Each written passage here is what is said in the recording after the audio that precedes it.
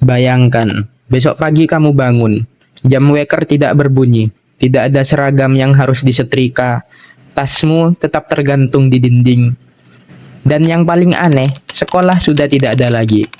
Bukan libur, bukan karena pandemi, juga bukan karena akhir pekan, melainkan sekolah benar-benar menghilang dari dunia.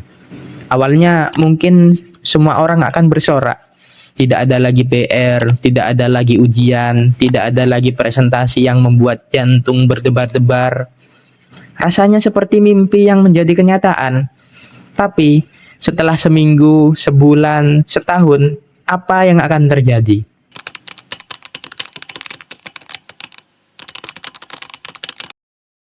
Seorang anak berusia 7 tahun ingin belajar membaca.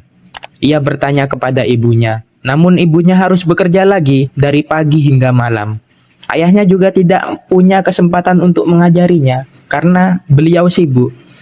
Lalu, siapa yang akan mengajarnya? Sementara itu, di rumah lain, seorang anak memiliki komputer, internet cepat, orang tua yang bisa mendampinginya setiap hari. Ia belajar bahasa asing, belajar pemrograman, belajar musik. Sementara itu, anak lain bahkan belum bisa mengeja namanya sendiri. Tanpa sekolah, pendidikan tidak akan berhenti, tetapi kesempatan untuk mendapatkannya bisa menjadi sangat berbeda. Yang kaya mungkin tetap belajar, yang miskin mungkin semakin tertinggal. Namun, apakah sekolah memang hanya soal belajar? Coba ingat kembali masa sekolahmu.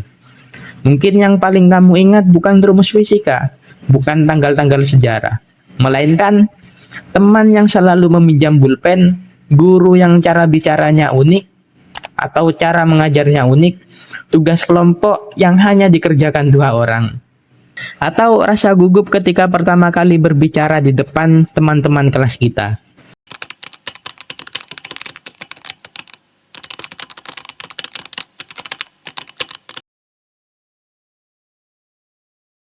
Tanpa sadar, sekolah mengajarkan banyak hal yang bahkan tidak tertulis di buku.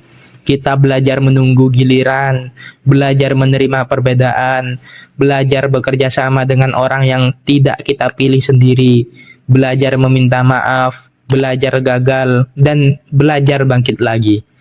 Tentu saja, sekolah bukan tempat yang sempurna. Ada siswa yang merasa tertekan, ada yang kehilangan rasa percaya diri, ada yang merasa nilainya lebih dihargai daripada usahanya, ada yang menganggap sekolah terlalu sibuk mengejar angka, hingga lupa menumbuhkan logika. Semua kritik itu nyata, dan memang perlu diperbaiki. Tetapi, menghapus sekolah belum tentu menyelesaikan masalah. Karena mungkin saja masalahnya bukan keberadaan sekolah, melainkan bagaimana sekolah itu dijalankan. Seorang sosiolog Prancis yang bernama Émile Durkheim pernah memandang sekolah bukan sekedar tempat memindahkan ilmu dari guru kepada muridnya. Sekolah adalah tempat masyarakat membentuk generasi berikutnya, tempat anak-anak belajar hidup bersama, belajar aturan, belajar tanggung jawab, belajar bahwa mereka adalah bagian dari sesuatu yang lebih besar daripada dirinya sendiri. Mungkin itulah mengapa sekolah tetap ada selama ratusan tahun. Bukan karena sistemnya sempurna, tetapi karena setiap masyarakat membutuhkan cara untuk mempersiapkan generasi berikutnya. Jadi, bagaimana jika tidak ada sekolah? Mungkin kita akan merasa lebih bebas, karena tidak ada hal yang mengekang kita, ya selain dari keluarga. Tetapi, kebebasan tidak selalu berarti kesempatan yang sama. Sebagian orang akan belajar lebih cepat. Sebagian lagi mungkin tidak pernah mendapatkan kesempatan untuk belajar sama sekali. Dan pada akhirnya, pertanyaan yang lebih penting bukanlah bagaimana jika tidak ada sekolah, melainkan bagaimana jika sekolah bisa menjadi tempat yang membuat setiap orang benar-benar ingin belajar. Karena tujuan pendidikan bukan hanya menghasilkan orang yang pandai menjawab soal atau memiliki ingatan yang kuat, tetapi manusia yang mampu berpikir, mampu memahami orang lain, dan mampu membangun masa depan yang lebih baik.